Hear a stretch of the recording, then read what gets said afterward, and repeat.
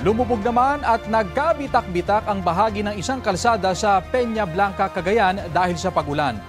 Hindi na muna pinadadaanan sa mga motorista ang kalsadang yan sa barangay Kibal dahil sa lalim ng pagkalubog. Para madaanan ng isang lane, pinabuhusan na ng graba ang kalsada. Tingin ng mga otoridad, hindi maganda ang kalidad ng pagkakagawa sa nasabing kalsada. Wala pang pahayag ang Department of Public Works and Highways ukol sa nasabing kalsada. Ito ang GMA Regional TV News. Mainit na balita sa Visayas at Mindanao, hatid ng GMA Regional TV.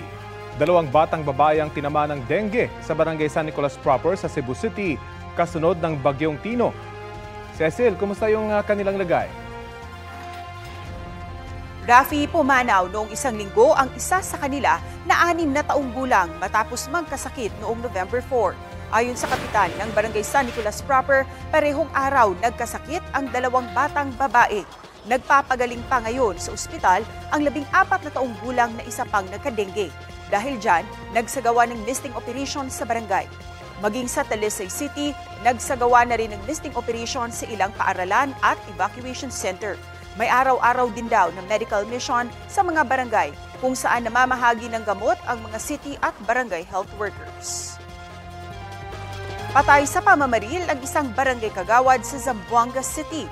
Tinukod ang biktima na isang 28 anyos na kagawad ng barangay Manikahan.